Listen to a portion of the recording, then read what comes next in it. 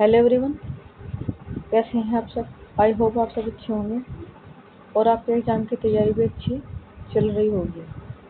हमने अब तक 4 प्रैक्टिस सेट करा दिए हैं। आज हमारा 5th प्रैक्टिस सेट है। जितने भी हमने अब तक प्रैक्टिस सेट कराए हैं उनमें हमने जो परीक्षा के अंतर्गत मोस्ट इम्पोर्टेंट क्वेश्चन है वही कराए हैं, जिसका लाभ आपको परीक्षा एग्जाम में मिलेगा।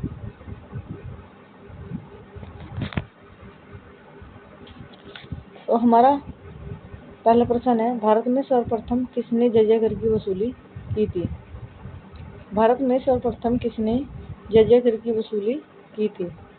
ए महमूद गजनवी, बी मोहम्मद बिन कासिम, सी मोहम्मद गौरी, डी रज़िया सुल्तान। भारत में सर्वप्रथम किसने जर्जर की वसूली की थी। ए मोहम्मद गजनवी, बी मोहम्मद बिन कासिम, सी मोहम्मद गौरी, डी रज़िया सुल्तान। इसका जो सही आंसर है मोहम्मद बिन कासिम। ये 712 ईस्वी में भारत आया था। और जो महमूद गजनवी थे इसने भारत पर 17 बार आक्रमण किए। 17 बार आक्रमण किए।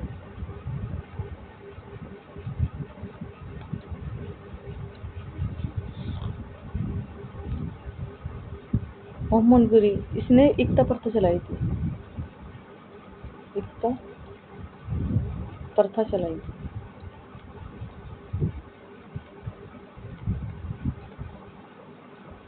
और रज़िया सुल्तान ये दिल्ली सल्तनत देश की प्रथम एवं अंतिम मुस्लिम महिला शासक थी। मुस्लिम महिला शासक थी।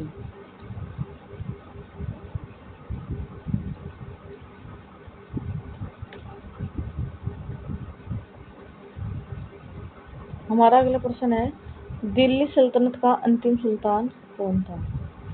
दिल्ली सल्तनत का अंतिम सुल्तान कौन था। ए इब्राहिम लोदी, बी सिकंदर लोदी, सी बहलोल लोदी, डी आलम शाह। दिल्ली सल्तनत का अंतिम सुल्तान कौन था। इब्राहिम लोदी, सिकंदर लोदी, बहलोल लोदी और आलम शाह। इसका जो सही आंसर है वह ए इब्राहिम लोदी। यह दिल्ली सल्तनत का अंतिम सुल्तान कौन था। सिकंदर लोदी था, इसने आगरा नगर की स्थापना की थी। आगरा नगर की स्थापना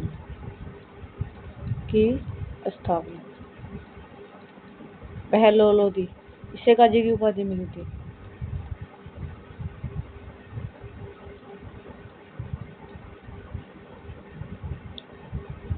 की उपाधि मिली थी।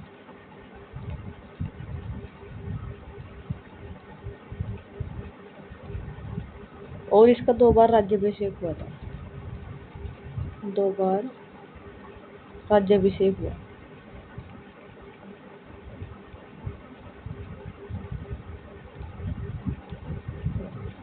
आलम शाह यह सैयद वंश का अंतिम शासक था। सैयद वंश का अंतिम शासक।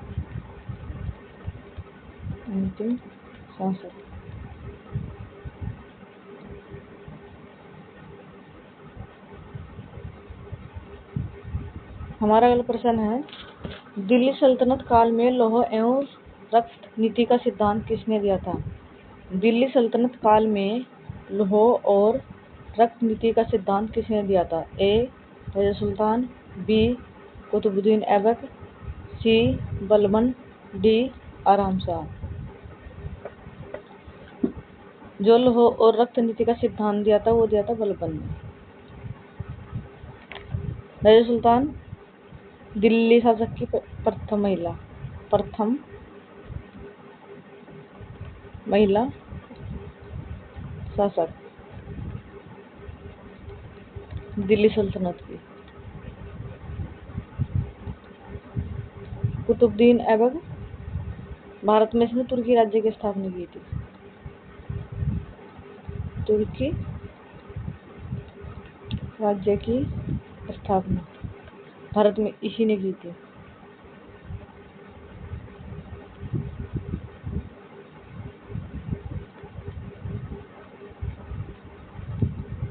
स्थापना या संस्थापक।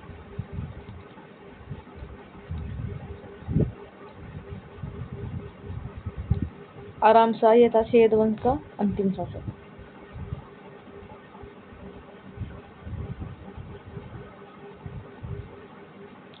हमारा अगला प्रश्न है, दिल्ली सल्तनत काल में दिल्ली पर किस शासक ने सर्वाधिक समय तक शासन किया?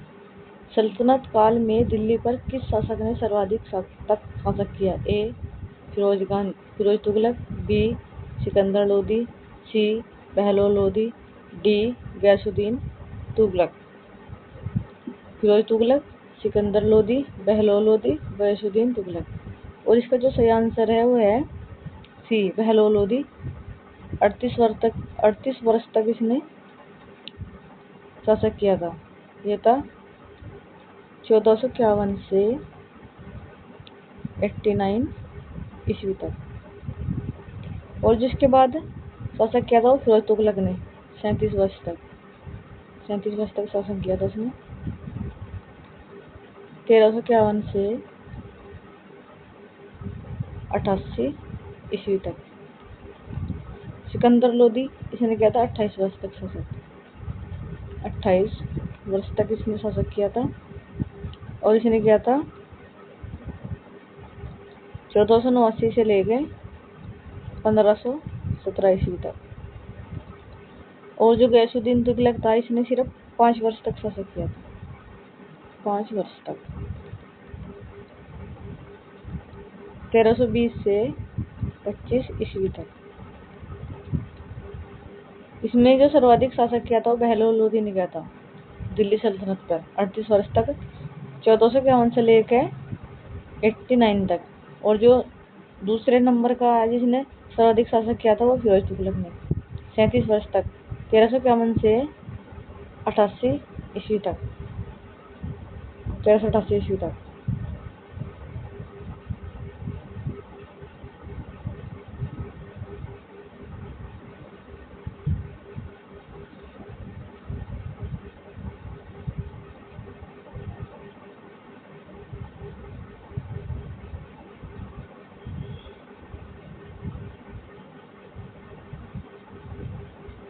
हमारा अगला प्रश्न है, उत्तर प्रदेश राज्य ललित कला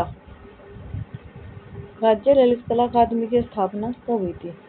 उत्तर प्रदेश राज्य ललित कला अकादमी की स्थापना कब हुई थी?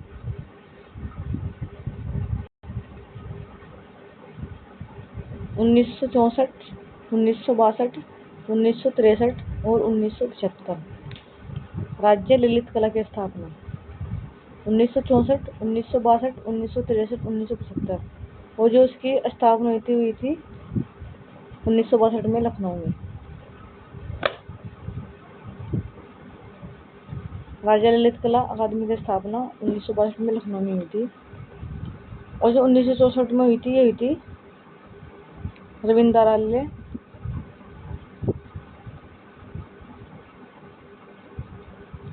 नाट्य केंद्र इसकी स्थापना हुई थी 1964 में। 1963 में जो हुई थी वो हुई थी उत्तर प्रदेश संगीत नाट्य अकादमी।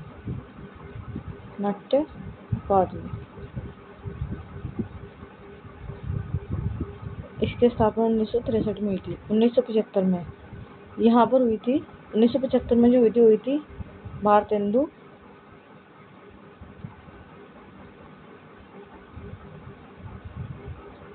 नाट्य अकादमी।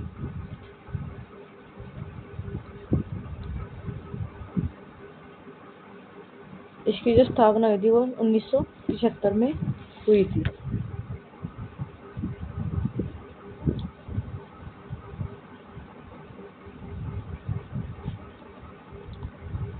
हमारा जो अगला प्रश्न है वो है, उत्तर प्रदेश में सिगरेट निर्माण उद्योग संस्थान कहाँ है? उत्तर प्रदेश में सिगरेट निर्माण उद्योग संस्थान कहाँ स्थित है? ए सहारनपुर, बी मुरादाबाद, सी आगरा, डी लखनऊ। सहारनपुर, मुरादाबाद, आगरा और लखनऊ। तो जो सही आंसर है वो है ए लखनऊ। लखनऊ व गाजियाबाद।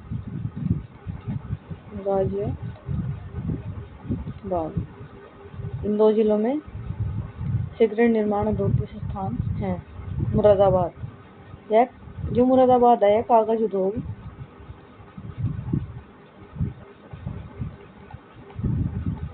और पित्तल उद्योग के लिए फेमस है। पित्तल उद्योग के लिए प्रसिद्ध है।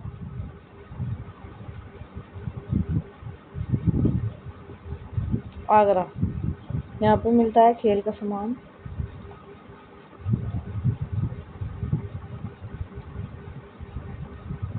सामान, और पेठा के लिए प्रसिद्ध है। आगरा का पेठा इसके लिए भी ये प्रसिद्ध है। लखनऊ यह है गज्जक व रेवड़ी का उद्योग।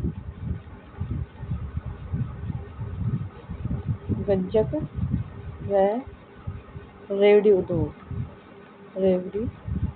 उद्योग के लिए प्रसिद्ध है।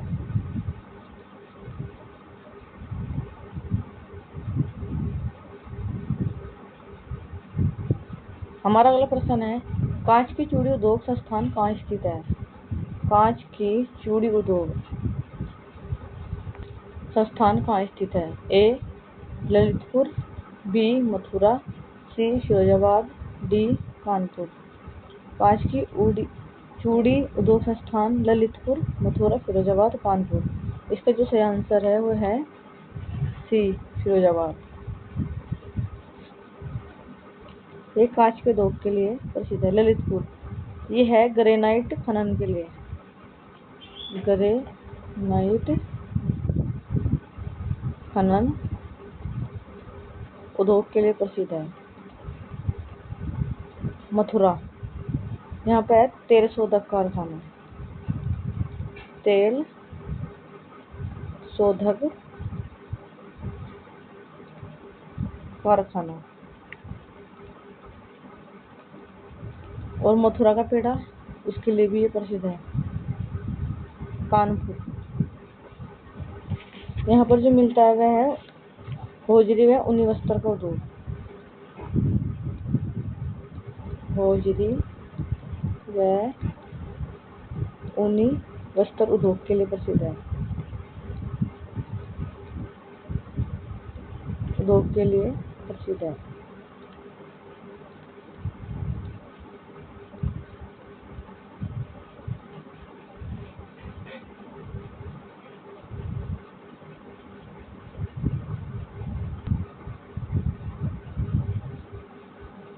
हमारा अगला प्रश्न है उत्तर प्रदेश कृषि अनुसंधान परिषद संस्थान कहाँ स्थित है? उत्तर प्रदेश कृषि अनुसंधान परिषद संस्थान कहाँ स्थित है? ए लखनऊ, बी इलाहाबाद, सी गाजियाबाद, डी कानपुर। ए लखनऊ, इलाहाबाद, गाजियाबाद, कानपुर।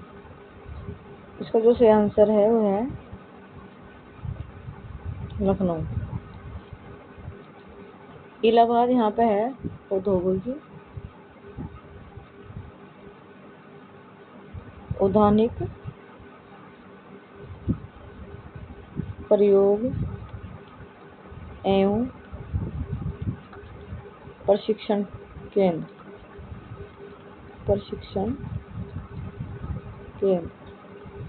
यहाँ पे संस्थान स्थित है। सी गाजियाबाद में है आलू अनुसंधान केंद्र। आलू अनुसंधान केंद्र यूपी का आलू अनुसंधान केंद्र है यहाँ। कानपुर यह है एरी रेशम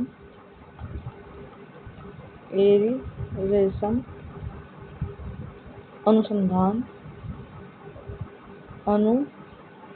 अनुसंधान एवं विकास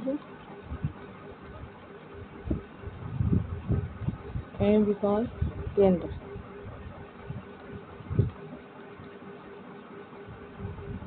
लखनऊ में ये संस्थान है। इलाहाबाद औद्यानिक प्रयोग एवं प्रशिक्षण केंद्र, गाजियाबाद में आलू अनुसंधान केंद्र, कानपुर में एरी रेशम अनुसंधान एवं विकास केंद्र।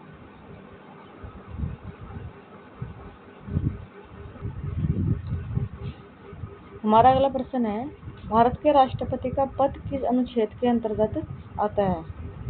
भारत के राष्ट्रपति का पद किस अनुच्छेद के अंतर्गत आता है? ए अनुच्छेद 52, बी अनुच्छेद 53, सी अनुच्छेद 61, डी अनुच्छेद 63। भारत के राष्ट्रपति का पद किस अनुच्छेद के अंतर्गत आता है? ए अनुच्छेद 52, बी अनुच्छेद 53, सी अनुच्छेद 61, डी अनुच्छेद 63। इसका जो सही आंसर है वो है ए। ये है भारत के राष्ट्रपति। भारत के राष्ट्रपति 53 में है संघ की कार्यपालिका शक्ति। संघ की कार्यपालिका शक्ति, कार्यपालिका शक्ति। अनुच्छेद 61 मत है राष्ट्रपति पर महाभियोग। राष्ट्रपति पर महाभियोग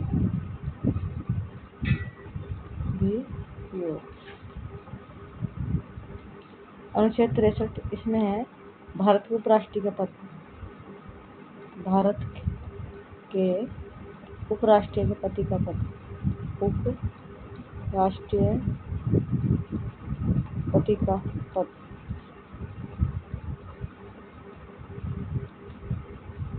अनुच्छेद 52 में भारत का राष्ट्रपति। अनुच्छेद 53 में संघ की कार्यपालिका शक्ति। अनुच्छेद 61 में राष्ट्रपति पर महायोग। अनुच्छेद 63 भारत के उपराष्ट्रपति का पद।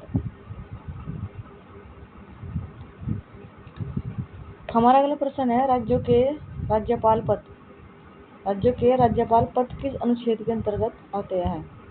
राज्यों के राज्यपाल का पद किस अनुच्छेद के अंतर्गत आता है? ए अनुच्छेद 152, बी अनुच्छेद 153, सी अनुच्छेद 155, डी अनुच्छेद 156। अनुच्छेद 152, अनुच्छेद 153, अनुच्छेद 155, अनुच्छेद 156। इसका जो सही आंसर है वो है बी अनुच्छेद 153। राज्यों के राज्यपाल का पद। अनुच्छेद 152 में परिभाषा दी है। राज्यपाल पद की परिभाषा है और उसमें राज्यों के राज्यपाल, राज्यों के राज्यपाल, इंग्लिश में इसको गवर्नर भी कहते हैं। 55 में है राज्यपाल की नियुक्ति। राज्यपाल की नियुक्ति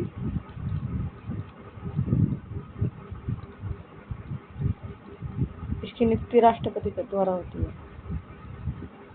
राष्ट्रपति द्वारा। अनुच्छेद 56 यह है राज्यपाल की पदावधि। पद की अवधि कितनी है? 5 वर्ष। किंतु राष्ट्रपति को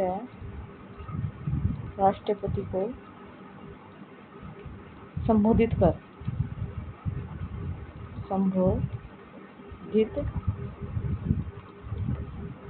कर त्याग पत्र दे सकता है। त्याग पत्र दे सकता है।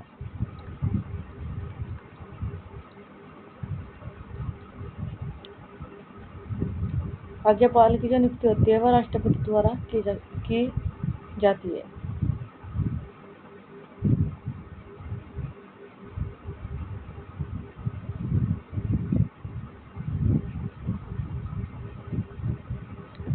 हमारा अगला प्रश्न है, दोनों सदनों की संयुक्त बैठक कौन बुलाता है? दोनों सदनों की संयुक्त बैठक कौन बुलाता है? ए लोकसभा अध्यक्ष, बी राष्ट्रपति, सी प्रधानमंत्री, डी उपराष्ट्रपति। ए लोकसभा अध्यक्ष, बी राष्ट्रपति, सी प्रधानमंत्री, डी उपराष्ट्रपति। इसका जो आंसर है वो है राष्ट्रपति बुला सकता है। पहला सर्वोच्च पद है भारत का, पहला सर्वोच्च पद। और जो लोकसभा अध्यक्ष होता है ये स्पीकर भी होता है। लोकसभा का पीठासीन अधिकारी होता है, पीठासीन अधिकारी।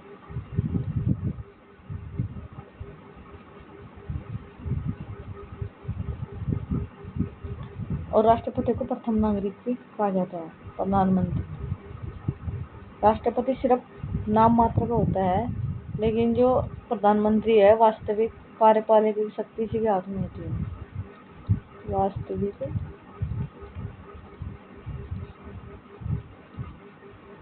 कार्यपालिका की शक्तियां प्रधानमंत्री के हाथ में होती है।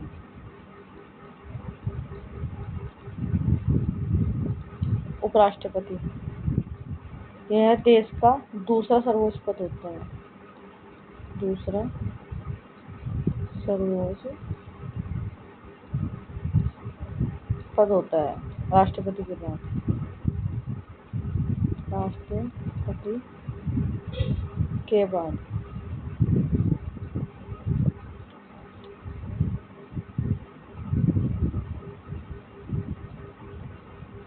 हमारा अगला प्रश्न है, राज्यसभा का पदेन सभापति कौन होता है? राज्यसभा का पदेन सभापति कौन होता है? ए उपराष्ट्रपति, बी लोकसभा स्पीकर या अध्यक्ष, सी राष्ट्रपति, डी राज्यसभा का उपसभापति।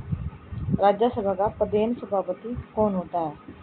उपराष्ट्रपति, लोकसभा स्पीकर, राष्ट्रपति और राज्यसभा। इसका जो सही आंसर है वो ए है, उपराष्ट्रपति राज्यसभा का पदेन सभापति होता है। लोकसभा जो स्पीकर है अध्यक्ष, इसे पीठासीन अधिकारी भी कहते हैं, पीठासीन अधिकारी। राष्ट्रपति बताइए भारत का प्रथम नागरिक, भारत का प्रथम नागरिक, प्रथम नागरिक। और राज्यसभा का उपसभापति, इससे राज्यसभा अपने सदस्यों के बीच में से चुनती है। राज्यसभा अपने सदस्यों के बीच में से चुनती है, सदस्यों के बीच से ही चुनती है।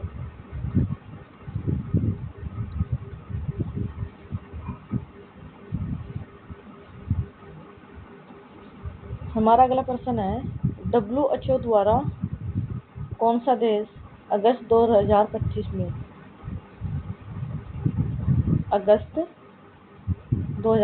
में रुबेला मुक्त घोषित किया गया था?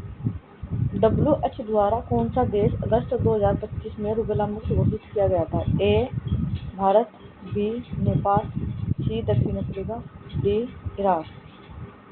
ए भारत, बी नेपाल, सी दक्षिण अफ्रीका, डी इराक। इसका जो आंसर है बी नेपाल।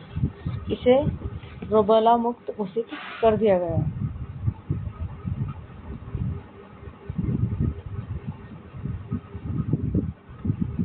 हमारा अगला प्रश्न है, miss universe India 2025। Miss universe India 2025 का आयोजित कहाँ हुआ था? मिस इंडिया 2025 का कहाँ आयोजित हुआ था? ए जयपुर राजस्थान, बी नई दिल्ली, सी भोपाल मध्य प्रदेश, डी गांधीनगर गुजरात। इसका जो सही आंसर हुआ है ए राजस्थान में आयोजन हुआ था। और जो विजेता बनी थी वो भी राजस्थान की थी, अनिका विश्वकर्मा। जो इसकी विजेता थी ये थी राजस्थान की। राजस्थान की थी, जो मिस यूनिवर्स इंडिया 2000 की विजेता थी।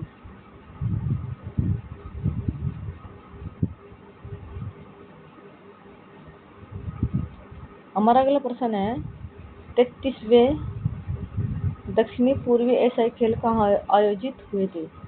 33वें दक्षिणी पूर्वी एशियाई खेल कहाँ आयोजित हुए थे? ए चीन में, बी भारत में, सी थाईलैंड में, डी जापान में। 33वें दक्षिणी पूर्वी एशियाई खेल, ए चीन, B Bharat, C Thailand, D Japan. इसका जो सही आंसर है सी थाईलैंड में आयोजित हुए थे।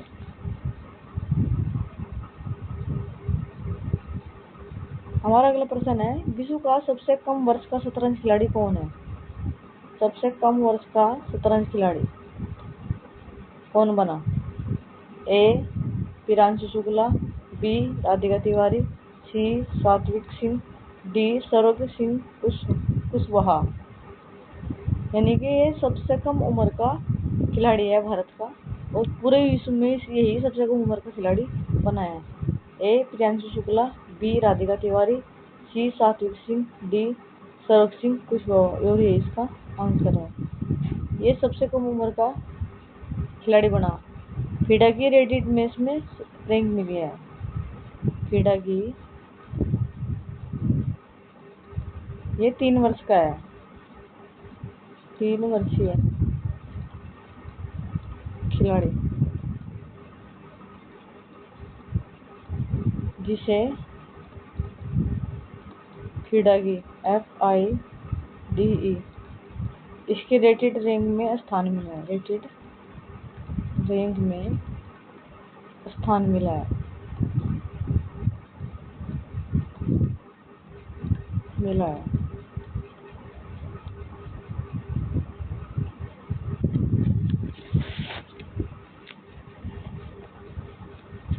हमारा अगला प्रश्न है लक्षद्वीप किस सागर में स्थित है? लक्षद्वीप किस सागर में स्थित है? ए हिंद महासागर, बी अरब सागर, सी बंगाल की खाड़ी, डी कच्छ की खाड़ी। लक्षद्वीप किस सागर में स्थित है? ए हिंद महासागर, बी अरब सागर, सी बंगाल की खाड़ी, डी कच्छ की खाड़ी। इसका जो सही आंसर है वह है अरब सागर में। लक्षद्वीप अरब सागर में स्थित है। अगर इसके क्षेत्रफल की बात करें, क्षेत्रफल वह है 32 वर्ग किलोमीटर।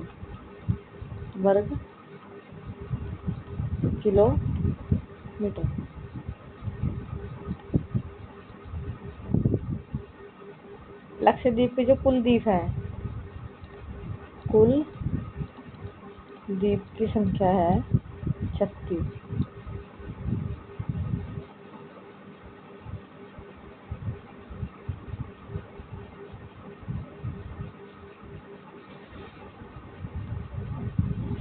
हमारा अगला प्रश्न है तमिलनाडु और आंध्र प्रदेश के तट का क्या नाम है?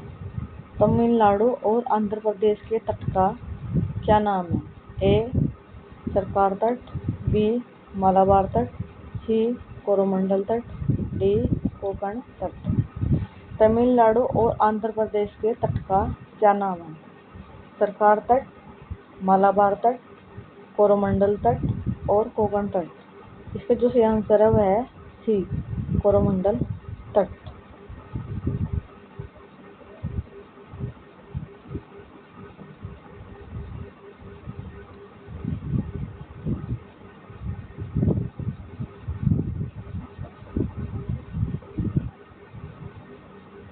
हमारा अगला प्रश्न है अंडमान निकोबार द्वीप समूह में द्वीपों की संख्या कितनी है?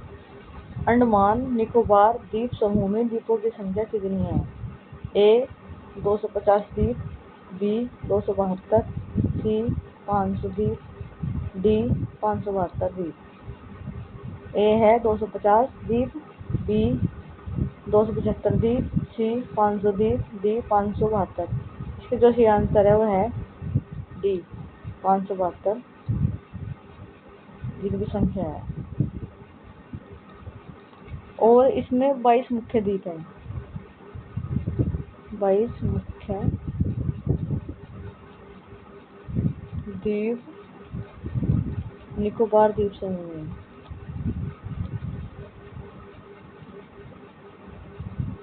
द्वीप समूह में है।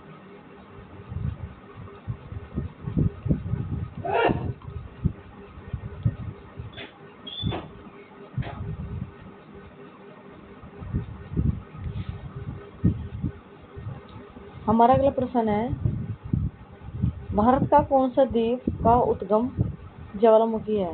भारत का कौन सा द्वीप का उद्गम ज्वालामुखी है? ए बैरन द्वीप, बी कार निकोबार द्वीप, सी लिटिल निकोबार द्वीप, डी मालदीव। भारत का कौन सा द्वीप का उद्गम ज्वालामुखी है? बैरन द्वीप, कार निकोबार द्वीप, लिटिल निकोबार द्वीप, डी मालदीव। इसका जो सही आंसर है वह है ए बैरन द्वीप। भारत का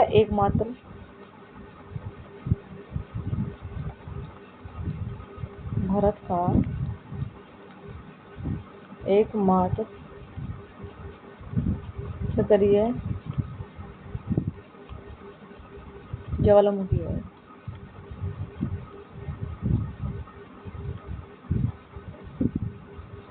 और ये अंडमान निकोबार में है, बंगाल की खाड़ी।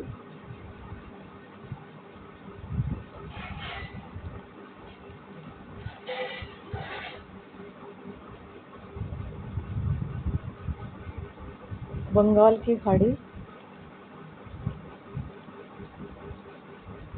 के अंडमान सागर में है। अंडमान सागर में ज्वालामुखी जो है वह है बैरन द्वीप पर, और ये भारत का एकमात्र सक्रिय ज्वालामुखी है। और कोई भी पूरे भारत में कोई भी ज्वालामुखी है सक्रिय नहीं है। और बंगाल की खाड़ी के अंडमान निकोबार द्वीप में ये स्थित है। Thank you.